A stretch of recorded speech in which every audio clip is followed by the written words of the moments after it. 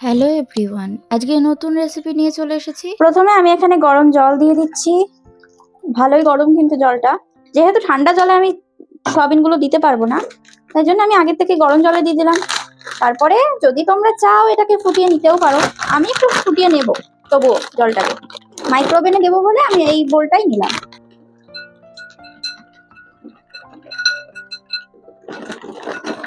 এবার সয়াবিনগুলোকে একটু ভিজিয়ে নিচ্ছি। অনেকে গরম জলের মধ্যে অনেকক্ষণ সময় চুবিয়ে রাখে, আবার অনেকে এটাকে সেদ্ধ করে নেয়। আমি এখন এটাকে মাইক্রোওভেনে ঢোকাবো। দেখো তোমরা, নরম হয়ে গেছে, কিন্তু গরম জলে দেওয়ার সাথে সাথে নরম হয়ে গেছে। তোমরা এরকম এটাকে চুবিয়েও রাখতে পারো। আমি দেখো মাইক্রোওভেনে দিয়েছি। এবার আমি এটাকে স্টার্ট করব, 30 সেকেন্ড জাস্ট দেব। আমি মাইক্রোওভেন থেকে বের করলাম। এবার তোমাদের দেখাই, এটা ভালো করে অন্তত 10 মিনিট চুবিয়ে রাখতে হবে। একটু বেশি গরম জলটা করলাম, দেখো সেদ্ধ হয়ে গেছে অলরেডি। এগুলো 10 মিনিট ভিজতে থাকবে, তার মধ্যে যে ইনগ্রিডিয়েন্টস গুলোর মধ্যে লাগবে সেগুলো আমরা রেডি করতে থাকবো। এর মধ্যে আমরা একটা আদা কোচাবো, আদাটাকে ছাড়িয়ে নিয়েছি। এটা কিন্তু বাটা হবে, তার আগে আমরা একটু কুচিয়ে নেব।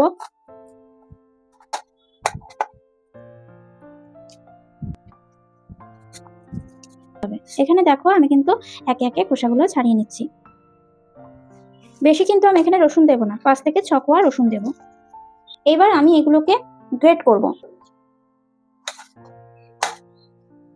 মিক্সি বাটি নিয়ে নিলাম, আদা কুচি দিয়ে দিলাম, রসুন কুচি দিয়ে দিলাম, আর হাফ টমেটো দিয়ে দিলাম, দুটো লঙ্কা দিয়ে দিলাম। আমি কিন্তু এই বাটির মধ্যেই ভালো করে সবজিগুলোকে ধুয়ে নিয়েছি। আমি এখানে আদা রসুন টমেটো লঙ্কার পেস্টটা দিয়ে দিচ্ছি। চিকেন টিক্কা খেয়েছো, ফিশ টিক্কা খেয়েছো, এবার তো সোয়াবিন টিক্কা খেয়ে দেখো কেমন লাগে। মিক্সির বাটিতে আমি একটু সামান্য পরিমাণ জল নিয়েছি যাতে লেগে না যায়, আগেই জলটা নিয়ে নিয়েছি।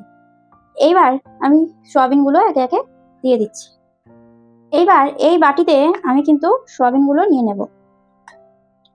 বাকি যেটুখানি সোয়াবিন রয়েছে এবার আমরা পেস্ট করব। ফার্স্টে কাশ্মীরি লঙ্কার গুঁড়ো সামান্য একটু, 1 টেবিল স্পুনও লাগবে না, হাফ টেবিল স্পুন দিলেই হয়ে যাবে। যত লঙ্কার গুঁড়ো না খাওয়া যায় ততই কিন্তু ভালো। সামান্য একটু জিরের গুঁড়ো দিলাম।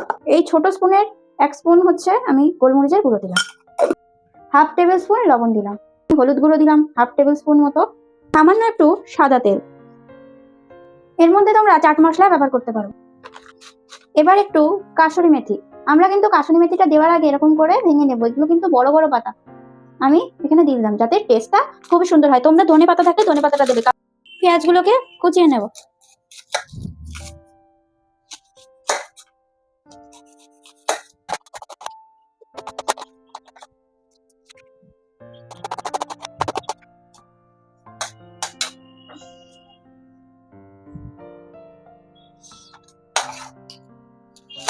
আর একটু পেঁয়াজ দিতেই পারো, মানে বড় একখানা আর ছোট এই একখানা। কুচিয়ে নেওয়া ধোয়া পেঁয়াজটা ব্যবহার করছি। তোমরা চাইলে আরো ছোট ছোট করে কাটতে পারো। এখানে বেসন দিয়ে দেবো। কর্নফ্লাওয়ার একটু বেশি লাগবে, 3-4 চামচ মতো কর্নফ্লাওয়ার লাগবে। মোট 1.5 টেবিল স্পুন চালের গুঁড়ো দিলাম। এবার আমি এটাকে ভালো করে মিক্স করব। তোমরা চাইলে হাত দিয়েও মিক্স করতে পারো। এখানে কিন্তু আমি ভালো করে এটাকে মিশিয়ে নিচ্ছি।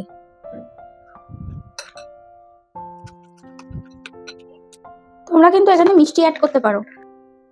আমাদের বাড়ি যেহেতু হচ্ছে কেউ চিনি খায় না, তাই এখানে গুড় ব্যবহার করছি। যাদের বাড়ি সুগারের পেশেন্ট আছে তারা কিন্তু এই গুড়টা হামেশা ব্যবহার করতে পারো। তেলটা ভালো করে গরম হয়ে গেছে। এবার এগুলোকে দলা দলা করে আমি একে একে চামচ দিয়ে ছেড়ে দিচ্ছি।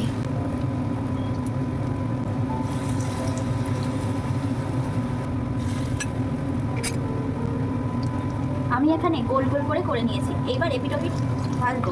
দেখো এটা কিন্তু এপিটোপিট না নাড়লে সঙ্গে সঙ্গে কিন্তু লেগে যাওয়ার চান্স থাকে, ঠিক আছে? তো এইটা আমি অন্য শেপে করছি, আগেরটা কিন্তু অন্য শেপে দেখিয়েছি। তোমরা হাতে চেপে চেপেও গোল গোল করতে পারো। আমি আর এখানে হাত দিলাম না, তোমরা হাতে চেপে চেপেও এটা গোল গোল করে নিতে পারো।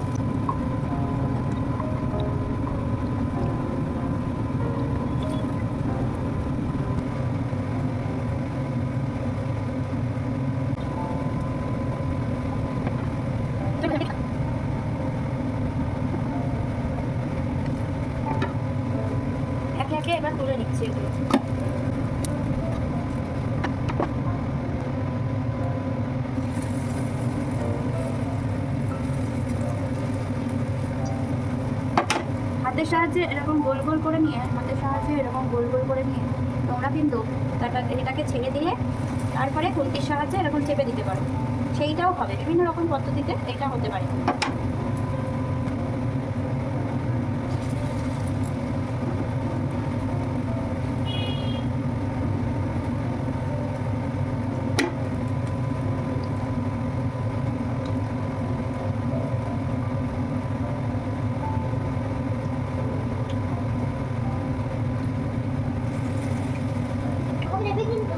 না, 5 মিনিট।